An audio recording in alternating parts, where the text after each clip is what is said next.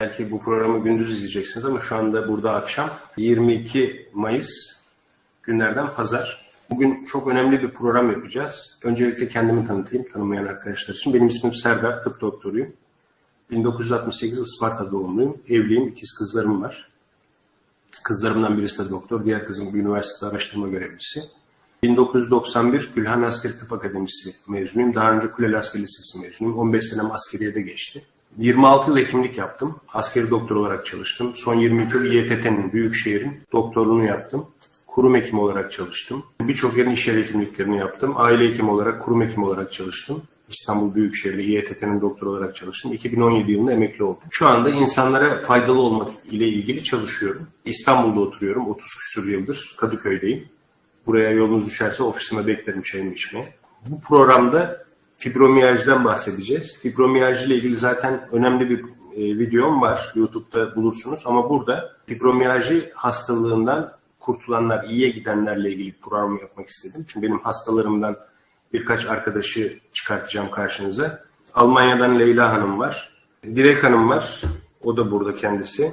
Ayrıca Asiye Sarıtepe var. O da kendisi burada. Evet, ben bu arada fibromiyajdan çok kısa bahsedeceğim. Fibromiyalji sendromu olarak da adlandırılan fibromiyalji, vücutta genel hassasiyet alanlarının oluştuğu, kaslarda ve kemiklerde ağrı ile genel yorgunluk hissedilen, uyku düzeninde problemlere ve bilinçle ilgili bozukluklara neden olan, bilişsel bozukluklara neden olan kronik, yani uzun süreli bir durum. Fibromiyalji neden olur? Henüz kesin olarak bilinmemekle birlikte gerçekleştirilen son çalışmalara göre fibromiyajinin enfeksiyon, travma, stres gibi bir kısım tetikleyiciler ile etkisini gösteren kalıtsal özelliklere bağlı genetik eğilimlerden kaynaklandığı görülüyor. Ama tabii bunlar kesin değil, bunlar tahmin edilen şeyler. Bir teoriye göre de beyin bir sebepten dolayı ağrı eşiğini düşürüyor ve daha önce acı vermeyen durumlar zamanla çok acı verici hale geliyor. Başka bir teori ise sinirlerin ağrı sinyallerine aşırı tepki göstermesi. Fibromiyalji belirtileri otoimmün bozuklukların belirtilerine çok benziyor. Otoimmün hastalık diyenler de var. Bu benzerlikler fibromiyajinin otoimmün bir durum olabileceği teorisine de yol açmış. Fibromiyalji sıklıkla aynı ailede görülüyor ve genlerle aktarılabiliyor. Fibromiyalji genellikle orta yaştan itibaren görülüyor ve yaşlandıkça ortaya çıkması riski daha da artıyor.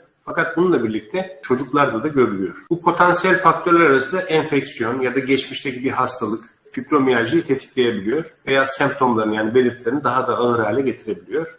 Gripin, zatürrenin, salmonella ve shigella gibi bakterilerin neden olduğu sindirim sistemi enfeksiyonları ile Epstein-Barr virüsünün olasılıkla fibromiyaljiyi tetikleyebileceği bilinmekte. Ağır bir fiziksel veya duygusal travma geçiren kişilerde fibromiyalji gelişebiliyor. Bu durum travma sonrası stres bozukluğu ile bağlantılı. Travma gibi stresle bireylerde uzun süre devam eden etkiler bırakabiliyor. Stres fibromiyalji tetiklenmesine katkıda bulunabilecek hormonal değişikliklerle bağlantılı. Ama bunların hep tam olarak kesin değil bunlar. Belirtileri neler? Günümüzde fibromiyajinin vücutta aynı zamanda hassas noktalar olarak adlandırılan ağrı bölgelerine neden olduğu biliniyor. 5 ağrı bölgesinin 4'ünde kas iskelet ağrısı yaşayan bireylerde fibromiyalji teşhisi konabiliyor. Ağrı noktaları artık fibromiyalji teşhisi için tek başına yeterli görülmüyor arkadaşlar.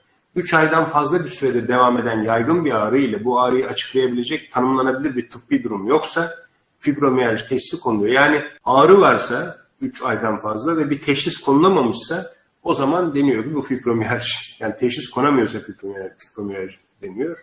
Hiçbir laboratuvar testi veya görüntüleme taraması fibromiyaljiyi tespit edemiyor. O yüzden hayalet hastalık deniyor. Ağrı en belirgin fibromiyalji belirtisi. Vücutta çeşitli kaslarda ve diğer yumuşak dokularda tutarlı, sürekli ve donuk bir ağrı hissediliyor. Hafif bir ağrıdan yoğun ve neredeyse dayanılmaz bir rahatsızlık ve acıya kadar değişebiliyor ağrı şiddeti. Günden güne değişebiliyor bu. Bununla birlikte vakalarda ağrı ve yorgunlukların bütünüyle iyileştiği remisyon tipi dönemler görülebiliyor. Yani tamamen iyileştim ben diyebiliyor hasta. Fibromiyalji ağrısı göğüs bölgesinde olduğunda kalp krizinin ağrısıyla benzerlik gösterebiliyor. Panik atakla karışabiliyor. Bu ağrı delici, keskin ya da yanma hissi gibi gelebiliyor ve kalp krizinde olduğu gibi nefes alamama hissi uyandırabiliyor. Fibromiyalji ağrısının sırtta hissedilmesi çok yaygın. Bu ağrının bel fıtığı, çekilmiş bir kas ya da romatizma ile arasındaki farkı anlamak her zaman mümkün değil. Romatizma ile fibromiyajinin aynı anda görüldüğü vakalarda olabiliyor. Yani birbirlerini gölgeleyebiliyor, örtebiliyor.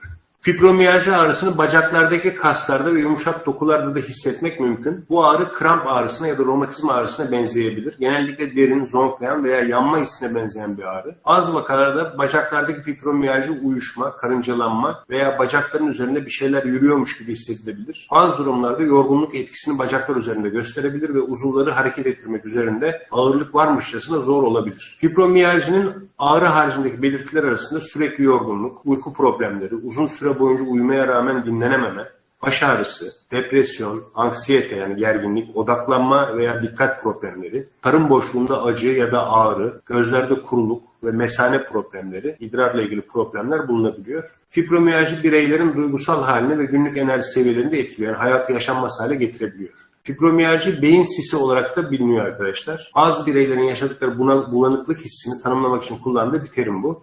Beyin sisinin belirtileri arasında hafıza kaybı, odaklanma problemi ve dikkat vermede zorluk bulunabiliyor. Bazı vakalarda bireyler fibromiyajinin nedeni olduğu beyin sisini hissedilen fiziksel ağrıdan daha rahatsız edici bulabiliyor. Yani keşke ağrım olsa da bu beyin sisi olmasa diyebiliyorlar. Şimdilik bunlardan bahsettikten sonra yine ayrıntılara gireriz. Ben izninizle misafirlerimi buraya almaya çalışacağım. Kalabalık misafirlerimiz var. Almanya'dan önce Leyla Hanım'ı alalım. Dilek Hanım'ı alalım. Leyla Hanım Almanya'dasınız değil mi? Almanya'da. Evet.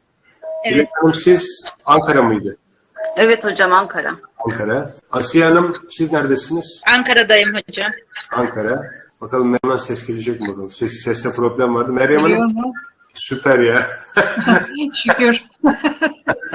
Meryem Hanım Yozgat değil mi? Evet, Yozgat. Yozgat.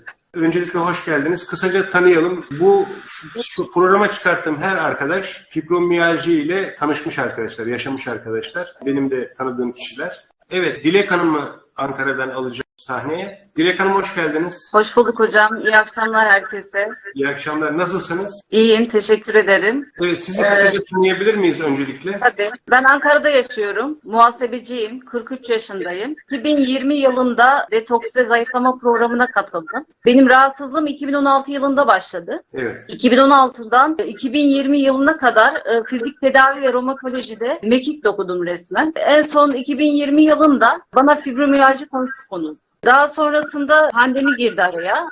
Tanı yeni konuldu. Tanı yeni konulduktan sonra ben devam edemedim. Pandemi girdiği için doktora gidemedim. Gitseydim zaten psikiyatri ilaçları başlayacaklardı. Evet. Daha sonrasında zayıflama ve detoks programına katıldım 2020 yılında. Şimdi ben hayatımı iki döneme ayırıyorum. Detoks öncesi hayatım ve detoks sonrası hayatım diye. Allah. Bir dakika o detoks bizim yaptığımız detoksa mı katıldınız? Tabii sizin yaptığınız detoksa katıldım. Tamam. Arkadaşlar kusura bakmayın o kadar çok kişi detoksta bir devir daim var ki mesela bu detoksa sanıyorum yani yarın başlayacak olan detoksa yarın bir detoksun her ayın 22'sinde başlıyoruz. 18'inde ön alımı alıyoruz. 100 kişi falan oldu herhalde yani 85'i geçmişti en son. Dolayısıyla şimdi düşünsenize her ay 85 böyle 50-60-80 kişi devir daim ediyor ve senelerdir süre giden bir şey. O yüzden soruyorum ne zaman katıldınız diye. Evet. Detoks öncesi ve detoks sonrası hayatınız var. Geçtiğimiz yıl ya 2020 yılında katılmıştım detoksa. Mart ayında katıldım. Detoksa katılmadan önceki hayatımı anlatayım ilk önce size. Şimdi yaşam kalitem çok düşüktü. Kendimi hiçbir şekilde yani hiçbir mutlu olayda haz alamıyordum. Aynı zamanda çok aşırı derecede yorgunluk hissediyordum vücudumda. Mesela sabahları kalktığımda az önce siz de bahsettiniz. Vücudumda ne kadar uyursam uyuyayım her zaman yorgundum ve bacaklarımda, vücudumda tutukluk hissediyordum. Yarım saatten fazla ayakta kalamıyordum. Bunların dışında sırtımda da ağrı oluyordu, batma hisleri oluyordu. Tabii ki ben ilaç başlanmadan detoksa katıldım. Detoksa katıldınız, evet. Evet ve bu şikayetlerimden kurtuldum. Şu anda az önce bahsettiğim şikayetlerin hiçbirini yaşamıyorum. Peki daha önce detoksta bir haftada siz ne yaşadınız? Yani bir haftada ağrılardan yüzde kaç azalma oldu mesela yüzde olarak şey yaparsanız? Bir haftada %50 azalmıştır. Evet. Sonra da zayıflamaya devam ettim. Evet. Normalde ben 73 kiloydum. Detoks ve zayıflama gruplarınızda 13 kilo verdim. 60 kiloya düştüm. Boy kaç? Zayıflama bittiğinde ya bu boy kaç? Boy 1.56. 1.56 evet. Kilo 73 müydü? 73'tü. İşte zayıflamadan ayrıldığımda 60 kiloydum ve şu anda hala 60 kiloyum. Şimdi bir dakika. Detoks bir hafta sürüyor. Bir haftada ağrıların %50'si geçti. Bakın bu müthiş. Evet. %80'e kadar ağrıların yok olduğu hastalarım var benim fibromiyajda. Bir haftada. Sonra bir aylık zayıflamaya devam ettiniz. Toplamda 13 kilo verdiniz. Evet. Zaten boy 1.56, kilo 73, fazla kilomuzu verdiniz. Peki o zaman ne oldu ağrılar? Yüzde kaça düştü? Yani zayıflama bittiğinde benim hiç ağrım kalmadı. Sıfırlandı. Normalde ben yarım saatten fazla ayakta kalamıyordum. Günlük 2 saat yürüyüş yapıyordum. Topuklarıma normalde hiç basamıyordum. O günlük 2 saat yürüyüşten sonra bile ağrı hissetmiyordum. Ve şu anda hala aynı şekildeyim. Bir dakika. 2000 kaçta girdiniz siz detoksa? 2020 yılında girdim. 2020'den beri fibromiyaj yok mu oldu? Evet. Maşallah deyin arkadaşlar. Yani bu çok müthiş bir şey. Ya maşallah deyin. Evet. Çünkü haset edenler olur falan, Allah korusun. Ben nazara çok inanırım. Evet. Çok sevindim. Çok sevindim. Teşekkür ederim hocam. Sayenizde oldu. Size ve tüm ekip arkadaşlarınıza teşekkür ediyorum. Biz teşekkür ederiz. Allah razı olsun. Alacağım yine. Tamam mı? Tamam. Şimdi Tamam Asiye hocam. Hanım'ı alalım. Asiye Hanım merhaba. Merhaba hocam. Hayırlı yayınlar. İyi akşamlar. İyi akşamlar. Asiye Hanım da Ankara'dan. Kısaca sizi tanıyabilir miyiz? 39 yaşındayım. İsmim Asiye. Hocam 2 çocuk annesiyim. Ev temizliğine gidiyorum. Benim hayat hikayem biraz uzun. Deminki arkadaşım Dilek Hanım'ın dediği gibi bir detoks öncesi var, bir detoks sonrası var. Bugün de 1 yıl oldu hocam detoksa gireli. 22 Mayıs'ta girmiştim geçen yıl. Evet. Hocam benim 18 yıllık bir ağrılarım var. 18 yıl önce eklem ağrılarından başlamıştım. 7 yıl önce ben bir kısa bir felç gibi bir şey geçirmiştim. Benim bütün vücudum kilitleniyordu. Gittiğim o kadar çok hastaneye gittim ki hocam, Ankara'nın büyük üniversite hastanelerine, Çorum'un hastanelerine hiçbir tanı konulmadı. Fibromiyalji dediler. İlaçlarını kullandım. Bana ilaçları bile ağrılarımı dindirmedi. Ben ağrı kesici içmeden sabah kalkan bir insan değildim hocam. Kesinlikle kalkamıyordum. Çünkü vücudum kilitleniyordu. Oturduğum zaman, örnek vereyim, kanepede oturuyorsunuz ya hocam, kalkınca oturuş şekliyle yürüyorsunuz. Asla ben doğrulamıyordum. Ben 1 yıldır o kadar rahatım ki şu an hem uyuyorum, benim uyku problemim de vardı detoks öncesi. 5 yıl ben sabah 6'da uyanıyordum hocam. Asla uyuyamıyordum. Bilinci açık insan uyur mu? 5 yıl. Ama detoks sonrası bana o kadar çok şey kattı ki. Detoksta ben yürüyüş yapamadım. Çünkü ben 18 yıldır kullandığım ağrı kesicileri asla almadım. Detoksu tam yapmak için hocam. Benim parmaklarımda ne de böyle kilitlenmeler oluyordu. 90 yaşında bir nene gibi, dede gibi namaz kılıyordum. Namazımı kılamıyordum. Ve şu an hocam 1 yıldır ben asla namazımı oturarak hiç kılmadım. Namazımı hiç böyle bükülü hiç kılmadım. Ben şu an rahat dimdik kılabiliyorum namazımı. Ben Hatice Hanım'ın sayesinde katıldım bu detoksa. O benim ağrılarıma, sancılarıma dayanamadı hocam. Ben çok tedavi gördüm. Ben ağrı kesiciler, bir de ben ev temizliğine gidiyorum. İşim ağır. Asla o ayakta dolmuşta gelemiyorum. Ben bir de hiç yürüyemiyordum. Hiç temizliği yapıyorum ama dolmuştan inip dolmuştan biniyordum. Ben şu an 1 yıldır yürüyorum da hocam. Ben bir hafta detoksa o kadar ağrım oldu ki ilk defa ağrı kesici almıyorum. Çünkü 18 yıldır kullandığımı, hatta son 5 yıl ben Rantidil hocam bu eklem ağrısı için o hapı almadan asla sabah kalkamıyordum. 5 yıl kullandım ve şu an kullanmıyorum o ilacı da. Onda 7. gün hocam ben dedim yürüyeceğim, yapacaksın Asiye dedim detoksun 7. gününde. 3 durak yürüdüm. Eve gelmeden de 5 durak indim. Kendime hayret ettim. Şok geçirdim hocam. Çünkü ben yıllardır yürüyemiyordum. Ben asla yani pazara bile giden bir insan değilim. Markete giden bir insan değildim. Çünkü yürüyemiyorum. Fark ettim. Ertesi gün siz dediniz detoks bitince eklem ağrılarından sizi kurtaracağım Allah'ın izniyle dediniz. Hocam bana başladınız balık yağına falan.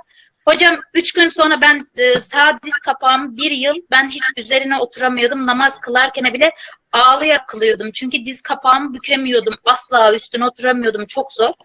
Diz kapağım geçti hocam. 1 yıldır diz kapağımda hiçbir sorun yok. Bu 1 hafta içinde oldu. Bir de uyuduğumu fark ettim ben 1 hafta sonra. Ben uyuyorum dedim. Ben şaşırttım. Ben uyuyorum dedim. Şu an o kadar huzurlu uyuyup o kadar huzurlu kalkıyorum ki hocam. Ağrım olmuyor ama yorgunluğum çok oluyor. Çünkü işim çok ağır. Ben haftanın 4 günü 3 katlı evde çalışıyorum. 2 katlı evde. Merdivenleri inip çıkıyorum. Ben hiç o merdivenleri inip çıkıp akşam 3 tane ağrı kesicini içmeden yatamıyordum. Bu detokstan sonra ben şu an 1 yıldır hem uyuyorum, hem çalışıyorum, hem de yoğun bir dönem geçiriyorum hocam. O kadar yoğun bir dönem geçiriyorum ki bana diyorlar ki sen gece uyuyor musun diyorlar. O kadar da hayatım, tempolu bir hayatım var benim. Önce Allah, sonra sizlerin sayesinde oldu. Bana o kadar çok şey kattı ki. Diyorum ya hocam, ben bittim diyordum. Allah'ım bu ne çare diyordum. Hocam bana hiçbir teşhis konulamıyor. Benim amcam Behçet hastası, Behçet burguları var, çıkmıyor kanda. Annem iltihaplı romatizma, şeker hastası, her şey var benim annemde. Ama benim kanda hiçbir şey çıkmıyor. Hiçbir tanı konulmadı hocam. Bu ağrılar beni bitiriyordu, mahvediyordu. Ama şu an 1 yıldır ben işime de gidiyorum. Ben yürüyorum da. Benim çarşıya biraz evim uzak. Ben şu an yürüyerek gidip geliyorum. Hatta bugün indim çarşıya, geri çıktım ben yürüyerek. Asla yürüyemiyordum. Asla gidemiyordum. Evden çıkamıyordum iş dışında. Çok şükür şu an çalışıyorum. Çok teşekkür ederim geldiğiniz için Asiye Hanım. Yani duygulandım hakikaten yani bu kadar şeye. Çünkü biz sizinle bir program da yapmıştık. O zaman da böyle Evet hocam. şoke olmuştum. İnşallah yani birçok insana faydamız olur. İnşallah hocam. Hocam bir de ben nazara inanıyorum demiştiniz ya. Ben o zaman yeni doğmuş gibiyim. Koşuyorum, oynuyorum. Kimse beni tutamıyor. Hatice Hanım diyor ki söyleme nazar değer diyor. Yok diyorum, herkes duysun, herkes detoksa girsin. Detoksun 3 hafta sonrası işten çıktım. Yine bir doktorun evine gitmiştim. Ayağımın üstünde araba geldi durdu. Baş parmağım patladı hocam. Doktora götüreyim acil. Hayır diyorum, ben gitmem. İlaç verecekler bana diyorum. Gitmem diyorum. Eczaneden bana krem alalım. Antibiyotik krem aldım. İlaç içmemek için o trafik kazasında bile gitmedim hocam. Ayağımın üstünde araba 5 dakika durdu. Göze geldi. Nazar hakikaten önemli yani nazar. Çok teşekkür ederim katıldığınız için. Ben Allah razı olsun. teşekkür ederim hocam. Allah sizden 1000 kere razı olsun. Bir de hocam biz çok şanslıyız. Çünkü başımızda sizin gibi bir doktor olduğu için, bir de sürekli size 24 saat size ulaşabileceğimiz bir telefon var. Allah razı olsun. Bizi dinliyorsunuz, çare buluyorsunuz. Biz çok şanslıyız. Sizin gibi bir doktoru...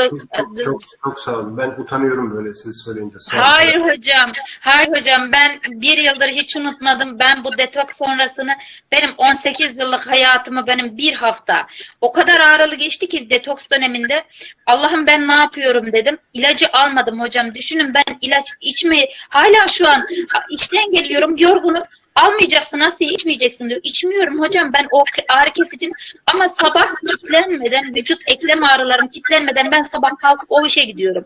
Ben normalde haftada 2 gün veya 3 gün gidebiliyordum. Şu an inanın haftanın 6 günü ben işe gidiyorum hocam.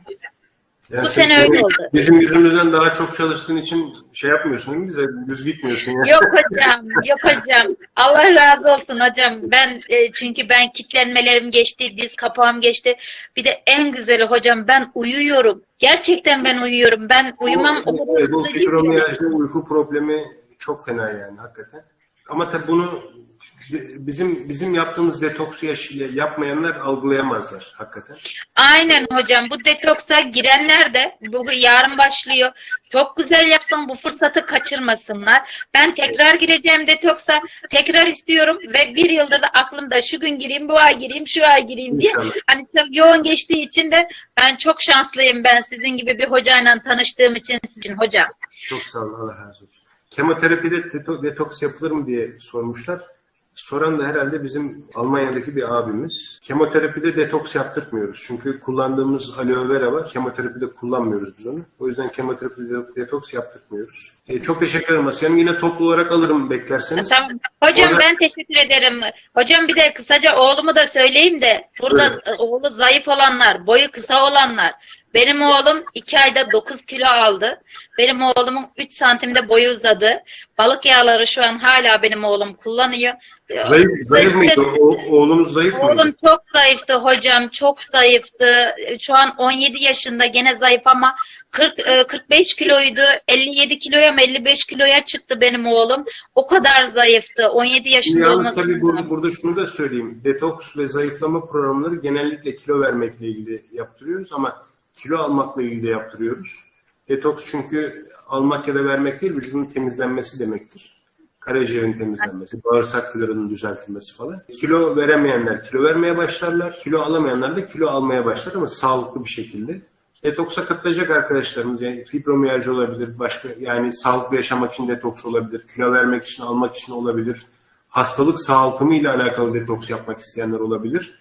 Bağırsak problemleriyle ilgili detoks yapmak isteyenler olabilir. Her neyse bu arkadaşlar bizimle irtibat kursunlar. Buraya kimin vasıtasıyla katılırlarsa. Benim telefonum var zaten. İrtibat kurabilirler. Çok teşekkür ederim. Ben teşekkür ederim hocam. Hastaların özellikle doktor kontrolünde bunları kullanması gerekir. Z.A. Deniz, size nasıl ulaşabilirim diye her yerde telefonum var. Yani telefonum artık iyice yazmışım. Size nasıl ulaşabilirim diye sormayın arkadaşlar. Normal gündüz arayın işte, ulaşın. Her tarafta telefonum var. Bu arada canlı yayında böyle oluyor işte. Ben bu Robert Galbraith diye bir adam var. Bir Cormoran Strike romanı. Kötülük Kariyeri. 3. kitap, tavsiye ederim. İyi bir yazar. Tabii Tess Gerritsen kadar iyi değil gerilim romanlarında. Ama bu da iyi, yani fena değil. Bu arada arkadaşlar beğenirseniz yayın yukarıya çıkar. Daha çok fibromiyalji hastasına faydamız olur. Teşekkür ederim. Kanala abone olmayan arkadaşlar abone olabilirler. Şimdi bir de bazı arkadaşlar diyor ki ücret fazla falan. Arkadaşlar detoksta ücret fazla falan değil. Kazanımları görsenize ya. Yani şu kazanımlarla detokstaki alınan ürünler, biz para almıyoruz zaten. Ücretsiz bir detoks. Yani doktor olarak ben para almıyorum. Yaptığım bir tane hipnoz zaten 2.000 lira kişi başı. 100 kişi katıldı mı 2.000 ile 100'ü çarpın. 200.000 lira bir seans. Bedavaya yapıyorum. Diyabet eğitim hemşiremiz var, para almıyor. Efendim 25 tane yöneticim var. Her gün 2 kişi nöbet tutuyor. Hiçbirisi para almıyor. Alacağınız üründe indirimle aldırtıyoruz. Bizim aldığımız fiyattan kullanacağınız besin tamamlayıcılarını. O da 1040 lira tutuyor. Yani tüm hepsine vereceğiniz 1040 lira neticesinde fibromiyaljdeki %80, şu andaki 1040 lira yani biliyorsunuz. Belki bu yayını bir sene sonra izleyeceksiniz. Farklı bir rakam olacak, bilmiyorum. Ürünler değişebilir. Kişiye göre değişebiliyor. Yani 1040 lira pahalıysa kusura bakmayın da siz hiçbir şeye girmeyin yani bence yani. Artık 1040 lira yemek yiyorsunuz, 1040 lira verip çıkıyorsunuz yani. Çünkü Fadime Hanım da en son detoksa katılan hanımefendi inanılmaz şeyler yaşadı. Ağrılarından kurtuldu falan. Belçika'da kendisi. Fadime Hanım açabilir misiniz kameranızı? Aldım sizi ama ses var mı? Bir ses verebilir misiniz? Çok şükür ya. Allah'ım yarabbim.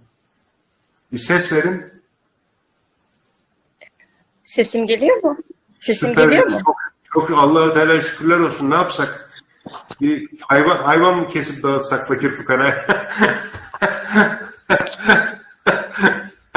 Şimdi hani astrolist en sonda gelir ya. Yani Fadime Hanım en sonda da gelmiyor artık. Hiç gelmiyordu ya. O kadar. Evet Fadime Hanım, sizi yakalamışken hemen konuşalım. Kimsiniz? Bir kısaca anlatın. Şimdi Fadime Hanım normalde kameraya çıkmayan birisi. Leyla Hanım Almanya'dan kameralara çıkmayan birisi. Tamam mı? Bu arkadaşlar genelde kameraya falan çıkmayan birisi. Dilenk Özenç öyle. Ama hepsi aynı şeyi konuştuğumuz zaman şunu söylediler. Dediler ki eğer biz bir hastaya faydamız olacaksa inansınlar diye, yani tamam mı? İnansınlar, katılsınlar. Bir kişiye bile faydamız olsa tamam çıkalım hocam dediler. Fadime Hanım da o yüzden geldi. Bir de söz verdiği için geldi. Evet Fadime Hanım, sizi kısaca tanıyalım. Kaç yaşındasınız? Neredesiniz? Ne yapıyorsunuz? Ben Fadime Küçük. 38 yaşındayım.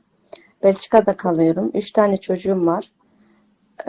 Bu 4 sene önce bir fibromiyalji bir hastalığına Dur, hemen oraya geçmeyin. Bir dakika, sizi yakalamışken. Tamam.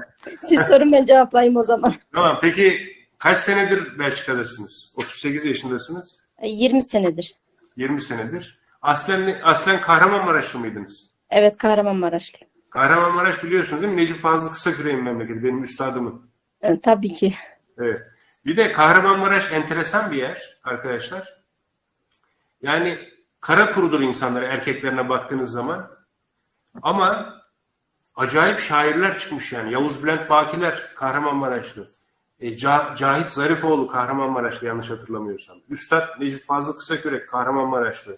Sezai Karakoç Kahramanmaraşlı. Efendime söyleyeyim bir tane daha Karakoç vardı. Abdurrahim Karakoç Kahramanmaraş. Ya Kahramanmaraş, Durali Yılmaz Kahramanmaraşlı. Acayip bir yer yani. Bütün edebiyatçılar, şairler oradan çıkmışlar. Evet, çocuklar kaç yaşında? 3 çocuk. Büyük kızım 19 yaşında, ikinci 15, küçük oğlum da 9 yaşında. Bir dakika, siz 38 yaşındasınız. 19 yaşında mı ilk çocuğunuz oldu? Evet. Siz kaç yaşında evlendiniz? Erken evlendim. Kaçtınız mı siz? Belçika'ya kaçtınız mı Kahramanmaraş'tan? Yok, kaçmam. Normal evlilik. Peki. Şimdi gelelim hastalığa. Önce benimle nasıl tanıştınız? Nasıl karşılaştık? Sizinle nasıl karşılaştım? Zaten ben bir arayış içindeydim. Sürekli araştırıyordum. Bir Facebook grubunda fibromaji grubu var. Oradaydım. Hı hı. Orada birisi rahatsızlığını anlatırken orada bir kişi de şey yazdı. Kimin yazdığını hatırlamıyorum. Hı hı. Doktor Hakan Serdar Çiftçi'yi takip edin. O güzel bilgiler veriyor fibromaji içinde. Ben de sizi 3 aya yakın takip etmeye başladım. Tabii ki Burada ben bir uyarıda bulunacağım arkadaşlara. Çünkü iyilik hareketinde çok arkadaşımız var.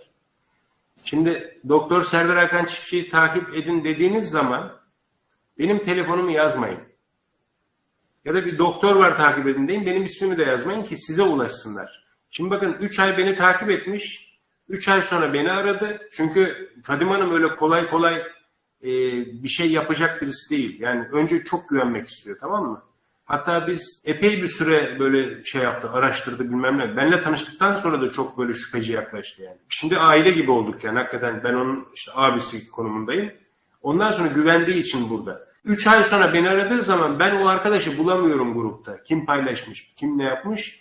Onun için kendinizle benimle irtibatlayın ki bu iyilik hareketi olacaksa sizin vasıtanızda olsun. Evet Fadime Hanım.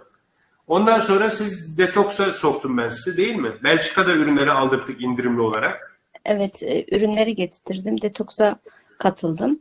Siz o sırada peki hastalığınız nasıldı? Zaten artık hani hastalığımın hani sabrım kalmamıştı hani artık çünkü çok kötü ataklar geçirmeye başlamıştım. En kötüsü de sabahları kötü oluyordum. Sabah namazına kalktığımda hani yataktan hani bu omuz, boyun, sırt ağrısından kalkamıyordum. Bazen eşim beni gelip kaldırıyordu. Çünkü secdeye dahi gidemiyordum. Hani böyle don gibiydi boyun, sırt bölgem. Çünkü bu acıları çektiğim için gerçekten birine faydalı olmak istedim. Sonra detoksa başladım. Detoksa başlayınca yine ağrılarım vardı da hafifledi. Böyle hafif gibiydi. Hani ona da şükrediyordum yani. Bu son 2 aydır hani bütün her şeyimi kendim yapabiliyorum artık. Hani çok rahatım yani. Bazen diyorum ben sanki o ağrıları çekmemiş gibiyim. Şimdi bir dakika ama çok ilginç şeyler konuşmuştuk sizle ben. Ben onları hatırlıyorum. Siz demiştiniz ki müdahale mi var odadan? Müdahale mi var? Çocuklar mı müdahale? Oğlum girdi de bir saniye. Gelsin o da yanınıza gelsin onu da görelim. Hiç onları görmedik bak. Yok elinde dondurma falan var. Üstü de müsait değil. Duş aldım. Bir şey olmaz ya. Size peki, siz 3 tane çocuk var. İşleriniz, ev işleri size bakıyor. O ağrılarla nasıl idare ediyordunuz? Ay yetişemiyordum. Çünkü burada da çok yoğun bir hayatımız var. Hani böyle hanımlar rahat değil yani. Sürekli araba üzerindesiniz. Çocuklara burada servis yok mesela. Hep biz götürüp getiriyoruz okula. Evet. 3 tane çocuk farklı okula gidiyor. Eşimle sürekli çalıştığı için ben götürüyorum. Artık bazen oluyordu ki arabada uyumak istiyordum hani yorgunluktan. Gece uykusu zaten hiç yok. Eve temizlikçi falan tutuyordum. Akupunktura gidiyordum. Masaja gidiyordum. Sadece 1-2 gün beni rahatlatıyordu. Sonra geri tekrar ağrılar tekrar geliyordu. Yani siz akupunktura da gittiniz, masaja da gittiniz. Hipnoz falan onlara da başvurdunuz mu? Yok hipnoza başvurmadım. Sadece akupunkturu çok yaptırdım. Hani bu manada hani çok para döktüm diyebilirim. Çünkü akupunktur burada çok pahalı. Hani bitkisel şeyler burada gerçekten çok hani maddi açıdan insanı yoruyor. Anladım. İşte bunu aslında o pahalı diyen arkadaşa söylemek lazım. Burada birisi diyor ya ürünler çok pahalı alamadım diyen arkadaşa söylemek lazım. Yani şu Hani anda sabrın değer yani. Hani o gerçekten e, hasta olup da ben mesela çok doktorlara para verdim. Hani bir de veriyorsun sonucu gelmiyor yani. Hani tedavinin sonucu yok. En sonunda paranı alıyorlar. Artık kabulleneceksin. Ölene kadar bu hastalık senden gidiyor. peki Yani ben şimdiye kadar bak, kaç aydır? 4 aydır tanışıyoruz değil mi yaklaşık? yok birinci aydan mı? İkinci aydan mı? Oldu bayağı hocam. Oldu tabii. 4 ay oldu. Peki 4 aydır ben hiç sizden muayene parası falan bir para aldım mı hiç? Yo almadım. Hani ürünlerden başka hiçbir yere para vermedim. Hatta ben telefon ederken bile hani diyordum hani Fadime saçmalama ne yapıyorsun? Tanımadığın bir insan, tanımadığın birisine nasıl da güvenip arıyorsun? Hani gerçekten son çaremdi. Hani bunu da deneyeceğim dedim. Artık olmazsa hani yatalak hasta gibi olacaktım bu yaşta. Anladım. Peki sonra güvendiniz mi bana? Tabii ki. İlk başlarda yine şüphem vardı şimdi. Hani bu da doğal olarak normal görüyorum. Peki Ama sonra şimdiki düşünceniz nasıl? İyi birisi miyim ben? gerçekten hani bir abi gibi, bir amca gibi hani gerçekten Tamam. Sen de benim kızım gibisin. sağ olun, Allah razı olsun. Şimdi peki bu e, mesela eşinin falan sana inanmadığı zamanlar oluyor muydu böyle çok ağırlı? Hani çünkü sürekli şikayet içindesin. Onlar da şey yapıyorlar daha bu kadar da olur mu? Neymişsin? Niye bu kadar ağrıyor? Hani gerçekten fibromiyalji hastalarının en büyük sorunu bir de etrafındaki insanlara anlatamamak. Sürekli bir ağrı çekiyorsun. Hani senin ne eşin ne çocukların ne de çevrendekiler inanmıyor. Çünkü gözle görüken bir ağrı yok. Hani Evet. bir yerinde gözle görüken bir şey yok ama sanki o kemikler böyle yanıyor içten içe. Peki şimdi 3 aydır hiç ağrı kalmadı mı? Ee, Ağrım yok. Hani şükrediyorum halime. Ağrım hafif olsa da hani çünkü bazen Maşallah merak etme. İzleyenler maşallah diyor. Tamam mı? Bundan sonra söyleyebilirsin yani. yok çünkü ben aktif bir insanım. Hani hareketli bir insan olduğum için bazen gücümden fazlasını yapıyorum. O yüzden de yorgunluk oluyor. O da normal. Hani fibromiyalji ağrısı değil yani. Anladım. Çok sevindim ya vallahi. Ben çok teşekkür ederim katıldığın için ama çok kızmıştım sana Fadime. Ya hocam Madem öncesinde amcam gibi sen de benim kızım gibisin. Tamam mı? Çok kızmıştım. Çünkü bak ben programı senin için yaptım. Seninle başladık. Aklıma da sen getirdin. Sen yoksun ortada. Arıyorum açmıyorsun. Mesajları size demiştim görmüyorsun. ben bizim düğünümüz var cuma cumartesi. Prensipli bir insanım. Ben söz verdiğim zaman yaparım. Hani belki de tanımışsınızdır beni. Evet. Hani iki elim kanda da olsa dahi yaparım. Düğünümüz olmasına rağmen bugün çok yorgunluk var üzerimizde. Tamam. Ben sabahtan beri telefona bakıyorum. Hocam mesaj atmadı, link göndermedi. Ya dedim hani düğünümüz var dedim ya size. Dedim herhalde bu pazar günü de mi anladı vazgeçti diye. Sonra telefonu bir yere attım saat 6'dan sonra. Bahçeye Atılır mı ya? çıktım. Atılır. Ben asla vazgeçmem. Ben karar verdiğim şeyle giderim. Tamam mı? Tamam. Ben de geri öyle düşündüm. Keşke sizi arasaydım öncesinde. Sonra evet Çok teşekkür ederim. Çok mutlu oldum katılmana. Tamam. İnşallah sizin sayenizde de birçok insana faydamız olur. Fibromiyalji hastası, diğer hastaları olsun. Çok teşekkür ederim. Allah razı olsun. cümlemizden ben sizden teşekkür ederim. Sizden Allah razı olsun.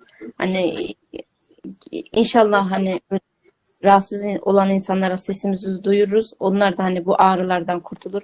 Hani çünkü çekemiyor o acıyı. İnşallah. Ben 5 senedir ağrılarla hani muzdaripim. En sonunda fibromiyalji dediler. Benim özellikle ayaklarım, kollarımda çok ağrılarım var. 5 senedir çekiyorum. Günde 8 morfin alıyorum. O kadar mı ağrı vardı yani? Morfin verilecek kadar mı ağrı vardı? Evet hiç gece Siz uykum. önce bu ağrı meselesine girmeden şunları gerçi Leyla Hanım dedik hocam siz soru soracak mısınız dedi. Vallahi dedim sohbet edeceğiz bilmiyorum. Hiçbir hazırlık yapmadım. Evet. Ama aklıma gelen şeyleri sorayım. Arkadaşlar da merak ediyorlardır. Siz kaç yaşındasınız? Ben 54. Benimle aynı yaştasınız. Peki Ne kadar süredir Almanya'dasınız? Kaç senedir? 10 yaşında geldim. 10 yaşından beri Almanya. Fakat sizin aksanınızda hiç Almanya'dakilerin aksanı yok. Yani ben sizin Almanya'da yaşadığınızı tahmin edemezdim. Nasıl bu kadar düzgün konuşuyorsunuz? Hocam ben kitap okumayı çok seviyorum. Tamam. Kitap okumak. Süper. Şimdi ev hanımı mısınız? Bir yerde çalışıyor musunuz? Ev hanımı değilim, çalışıyorum, mesleğim var. Burada eczacı yardımcısı olarak meslek geçiyor. Eczanede çalışıyorsunuz. Eczanede çalışıyorum. Bizde burada eczacı teknikeri diyorlar. İşte o kadar olmasa da öyle sayılır. 30 senedir eczane hocam. Yani ilaçlara da aşinasıdır. Aşinayım. Tamam. Yani Şimdi sizin 5 senedir mi ağrılarınız vardı? senedir ağrılarım var ve 4 senedir çalışamıyorum hocam. Evdeyim. 4 senedir peki bu ağrılardan dolayı mı çalışamaz hale geldiniz? Ağrılardan dolayı çalışamaz hale geldim. Halsizlik ve bütün gün yorgunluk. Sonra uykusuzluk, uyku düzenim, gece uykusu hiç kalmadı. Yani size bu fibromiyalji ile ilgili anlattığımız şeylerden hemen hemen hepsini yaşamışsınız. Peki yaşadım. o şey var mıydı? O beyindeki sis hali var mıydı sizde? Yani o da enteresan bir şey. Çok unutkanlık başladı. Konsantre zayıflığı çoktu. Konsantre odaklanamıyorum. Mesela ben dedim ya kitap okumayı seviyorum. Bazen oluyor ki aynı sayfayı 2 sefer, 3 sefer tekrarlıyorum. Çünkü ne okuduğumu unutuyordum. Anladım. Şimdi peki biz sizinle nasıl tanıştık? Ben sizinle Dural Hanım'la tanıştırdı beni. O tanıştırdı beni. Ayşen Hanım değil mi? Ayşen Dural. Evet. Tamam. Almanya'dan. Hı-hı. Almanya'dan. Benim uzun yıllar arkadaşım burada. Bana diyordu ki Leyla yap ne olursun. Artık ben o kadar ilaç kullanıyordum ki alternatiflere bakmıyordum. Sadece ilaçlar bana iyi geliyor diye. Sonunda artık Allah razı olsun beni tanıştırdı. Dedi zaten sen bana dua edeceksin dedi. Dediği gibi de dua ediyorum. Detoksa başladım hocam. 2 gün falan o kadar fark etmedim. Fakat 3. günle 5. gün arasında yani 6. gün arasında diyeyim 3 gün bende aşırı ağrılar oluştu. Yani o fibromiyalji ağrıları, kol ağrılarım o kadar şiddetliydi ki ilk başlardaki gibiydi. Yani morfini kullanmadığım zamanlardaki gibiydi. Artık dedim ki ne yaptı bu bana? Ama arkadaşım sabret dedi. Devam et. Devam ettim tabii ki. Yani programa %100 uyarak yaptım. Ama benim bir eksiğim oldu hocam. Hani yürüyüş isterdi. Ben ağrılarımdan ötürü yürüyüş yapamadım. Sonra 6. günü biraz bir hafifleme oldu bende. 6. gün kalktım, arkadaşımla yürüyüşe gittim. Arkadaşım şaşırdı dedi sen Leyla hani nasıl yürüyemiyordun? Ve o günü böyle geçirdim. 7. günü yatağımdan kuş gibi kalktım hocam. Ağrısız kalktım. Ben kendime yani. Dedim bu gerçek mi? O kadar ağrım var. Diyorum ya 3-4 gün evden çıkmadım. Ama 7. gün çok rahat kalktım ve erkenden arkadaşlarımla yürüyüşe çıktık. Benim arkadaşım hızlı yürüyor. Ben ona yetişemiyordum. Ben zaten 20 adım arkadan gidiyordum. Yarım saat yürüyemiyordum hocam. Yürümek bana çok zor geliyordu. Ayaklarımda sanki 10'ar 20'şer kilo demir asmışlar. Pranga var gibi. Yürüyemiyordum gerçekten. Adım atmak bana çok zor geliyor. Ama ben ilk defa bunu duyuyorum biliyor musunuz? Şimdi mesela ben Dilek Hanım'ı da hatırlamıyorum. Dilek Hanım'da da o şey. Mesela Asiye Hanım'ı hatırlıyorum. Meryem Hanım'ı hatırlıyorum. Fibromiyalji ile ilgili iyi gidişlerini. Fakat sizden ben ilk defa duyuyorum bunu. Çok mutlu oldum. Şimdi biz tabii nasıl söyleyeyim hani iyilik yap, denize at, balık bilmezse Halik bilir. Aynen. İbrahim Ethem Hazretleri'nin sözü mü artık bilmiyorum. Büyüklerden birisinin sözü. Evet. Biz bu yolda böyle koşturuyoruz. Tamam bir şeyler yapıyoruz ve niyetimizi hep halis tutmaya çalışıyoruz. Ve arkadaşlar bizi izleyenlere söylüyorum. Ben misafirlerime de şunu söyledim programdan önce. Kendileri de şahitler. Bir propaganda yapmıyoruz. Bir pazarlama yapmıyoruz. Bizim buradaki maksadımız bir tane bile fibromiyalji hastasını detoksa sokup iyileşmesine vesile olursak bundan daha büyük bir fayda olmaz. İş de yapıyoruz biz. Kendi işimiz de var bununla ilgili. İşimizde de bereketli bir gelir elde ederiz. Yani bereketli çünkü insanlara faydalı olacağız ama onların duasını almak en önemlisi. Niyetimizi halis tutuyoruz dedim. Niyet hayır, akıbet hayır dedim. Öyle başladık programa. İnşallah çok faydalı bir program olacağını düşünüyorum.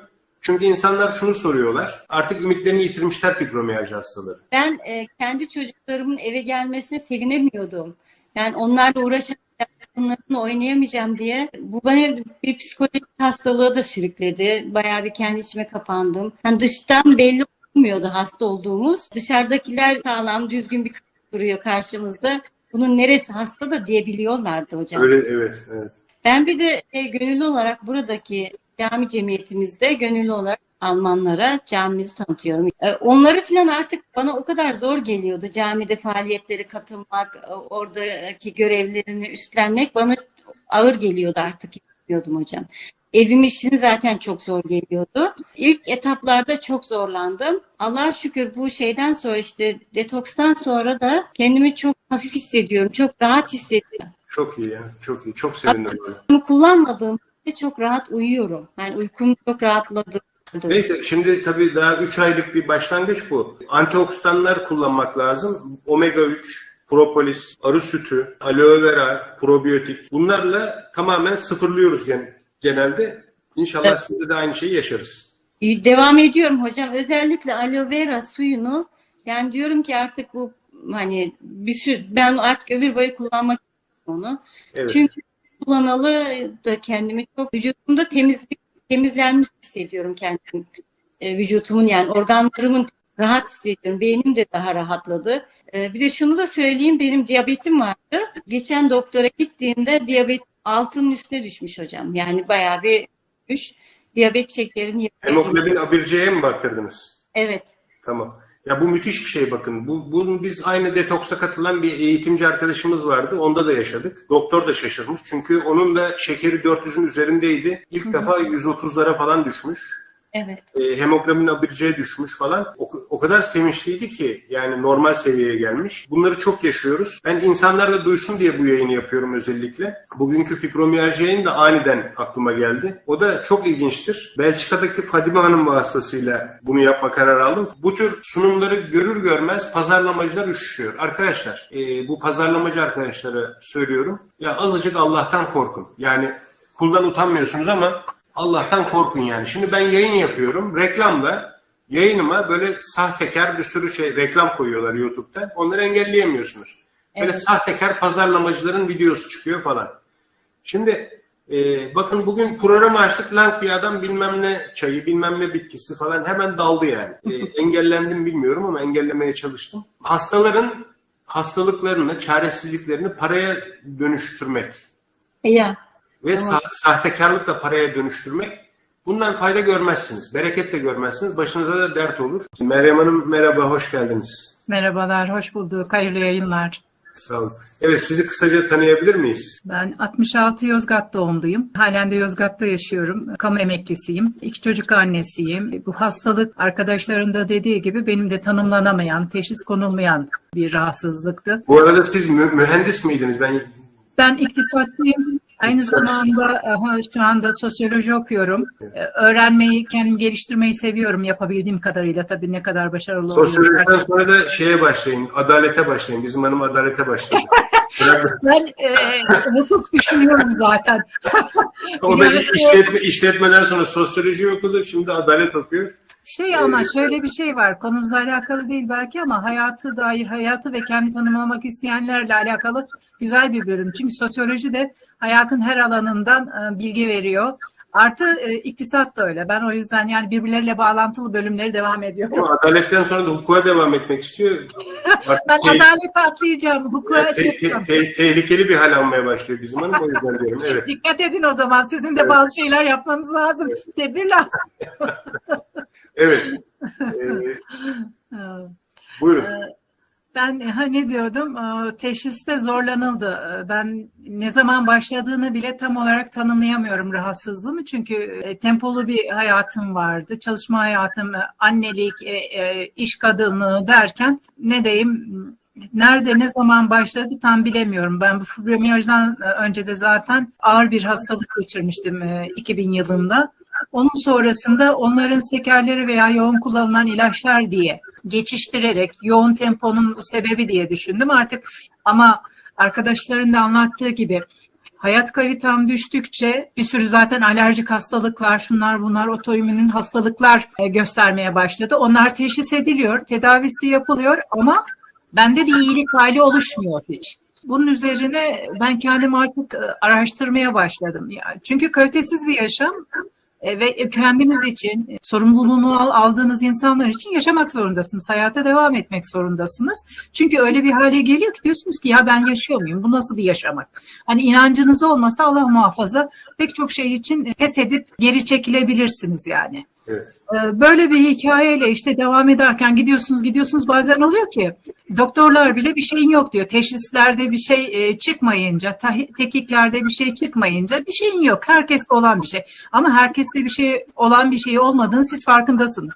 Çünkü uyku yok, dinç bir beden yok. Dışarıda böyle sağlıklı yürüyenlere, içten gülenlere bile gıpta ediyorsunuz. Çünkü tad almıyorsunuz. Hayattan tad almıyorsunuz. Enerjiniz yok.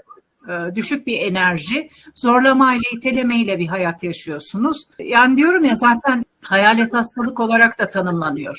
Ben hastalığın adını öğrendikten sonra biraz hastalıkla da alakalı bilgiler edinmeye başladım. Hani başka isimler de konuluyor ama tabii ki kişi illaki kendi doktoru ve hastalığını en iyi kendi tanımlayabilir. Çünkü o yaşadığını biliyor. Deneyimleyemeyen hiç kimse beni anlayamaz. Diyorum ya, etrafınızdan bile ben 2 güne bir uykuya düşmüştüm. 2 gün hiç uyumuyordum. Artık vücut bitap düşüyordu, uyuyordum. Onu uyumam bile nasıl diyeyim, mesela 2 gün uyumadım ya, ben ancak ikindi vakti falan yatabiliyordum. Gündüzüm uykuya geçiyordu. Böyle dönüşüm haline gelmişti. Tabii bunu çalışırken yapamıyorsunuz. Zar zor kalkıp böyle, ben diyordum vücudumda damar yok, odun var. Çünkü eller ve ayaklar sabah ilk kalkışta bu şekilde. Evet. Arkadaşın dediği gibi oturup kalktığınızda belinizde falan sanki böyle şeyler tam doğrulamıyorsunuz. Sürekli bir şeyleri eksik yaptığınızda veya yetişemediğinizde, yeterli olamadığınızda kendinizi açıklamaya ihtiyacı hissediyorsunuz. Bu sizi psikolojik olarak çok yoruyor. Ve etrafınızdaki insanlar, depresyonda mısın? Psikolojik bir sorunun mu var? Hani psikiyatri yönlendirmeye çalışıyorlar sürekli. Herkes bir şey söylemeye çalışıyor. Size yani diyorum ya, böyle herkes çekiştirmeye başlıyor diyeyim, oradan buradan. Ama size bir faydası olmuyor. Aksine sizi daha fazla yoruyorlar. Doğru. Evet, sizi Peki daha fazla... sonra ne oldu? Siz de biliyorsunuz, benim annem kanser rahatsızlığı. Ki biz sizinle öyle tanıştık. Siz İstanbul'a geldiniz. Evet, annemden dolayı ben İstanbul'a geldim. O şekilde tanıştık. Ve ben tabii bu hayatı deneyimlerken beslenmeyle falan alakalı olduğunu, kendimle alakalı, hastalıkla alakalı ipuçları yakalamaya başlamıştım. Sonra da sizle tanışınca ürünlere başladık. Annemin hastalığı sürecinde hem anneme ben ürün kullandırdım hem kendim kullandım. Sonra işte ilk siz detoks programlarına başladığınızda da ben detoks yaptım. Ama diğer arkadaşlarla işte ilk şey yaptığı gibi, bizdeki hastalık olmayan hastalar gibi hemen biz 1 günde 2 günde böyle bir dinçlik hissedemiyoruz. Ben ilk başlarda ürünleri bile tam yapamadım. Menüyü tam uygulayamadım çünkü uyku düzenim bozuk. Öğün saatlerini ayarlayamıyorum. Yürüyüşe düzenli çıkamıyorum. Tam detoksun bitimine doğru ben kendimde bir ferahlık hissettim. Hani böyle şey olur ya, büyük olur da alırsınız hafifler. Vücudumda ve ruhumda, beynimde bir hafiflik hissettim ya. Güneşi görünce gülümseme, ne diyeyim, mutluluk hissi geliyordu. Daha önce o hisleri ben unutmuştum yıllardır. Mutlu olduğumu hissetmeye başladım. Son 2 gün yürüyebildim. Programa uygun olarak. Sonrasında da zaten yine hücresel olarak beslenmenin, midemizi değil hücrelerimizi, bedenimizi doyurmanın önemini ve bunu da bugünkü gıdalarla yapamayacağımızı, illaki takviyeler almamız gerektiğini ve kendimizi tamamlamamız gerektiğini öğrendim. Şu anda ben mesela eskisi gibi tatlı krizleri yaşamıyorum. Önceden bir tepsi bir şey yapsam bir günde biz bitiriyorduk.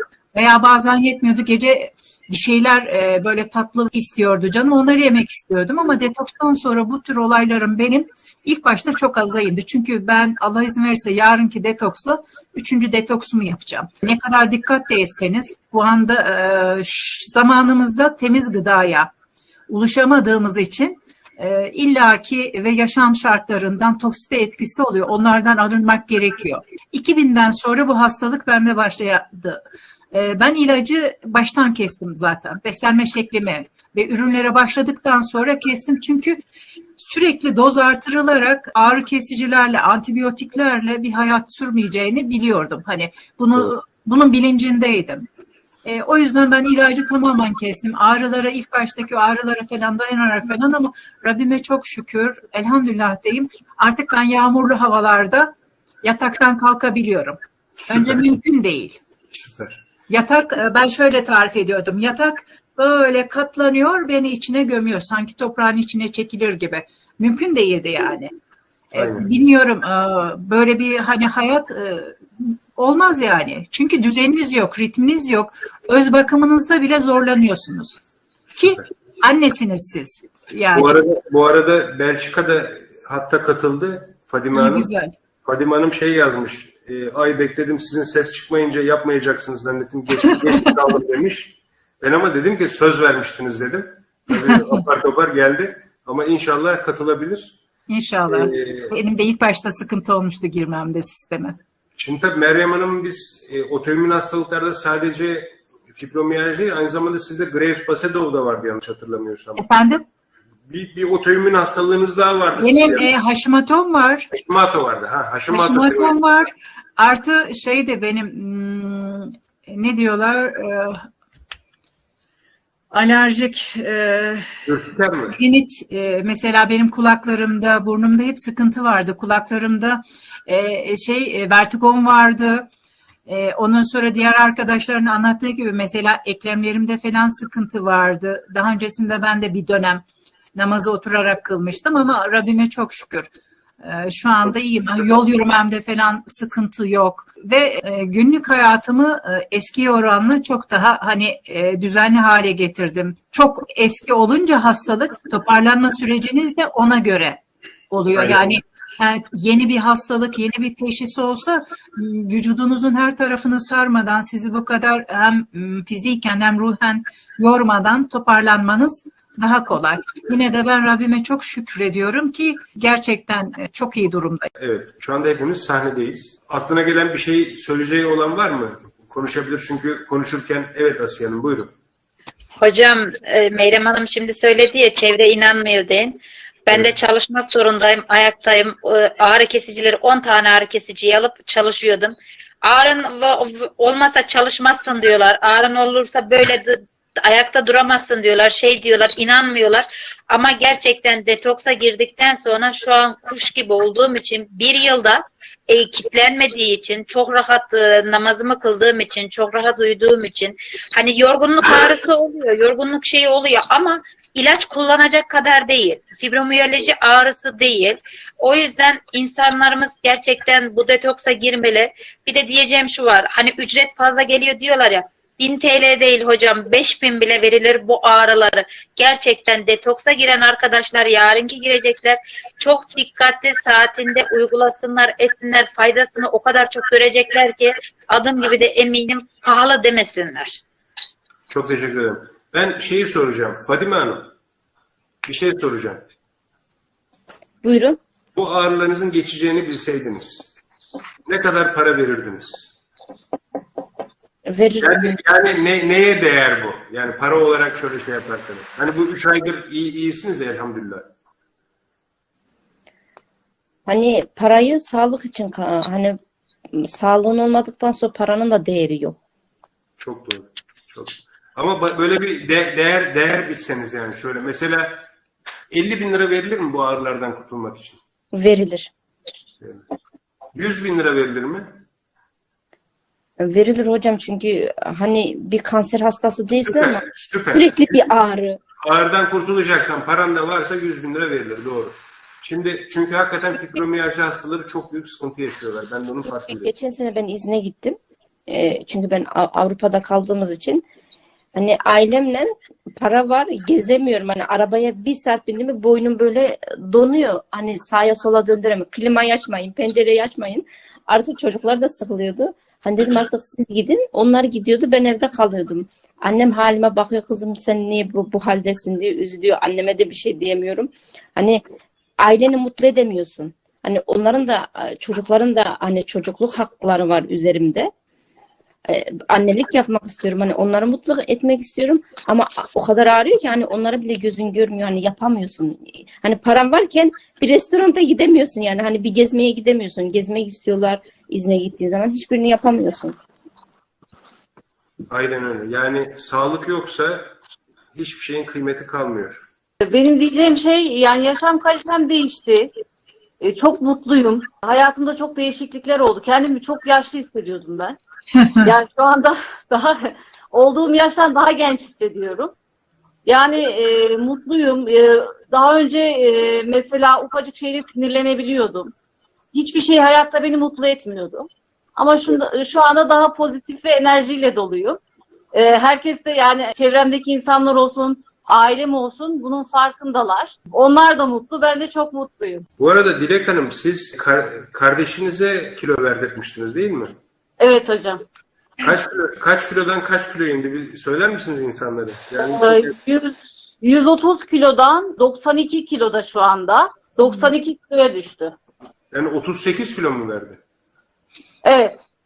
Yani 38 kilo verdi. evet, yani müthiş bir hale geldi. Resmini bulabilir miyim bilmiyorum ama 130,4 kiloydu başladığında. Evet hocam. ekran görülüyor değil mi? Yani Evet hocam, görünüyor. kaç kilodan kaç kiloya indi dedi? 130,4'tü başladığında. Evet.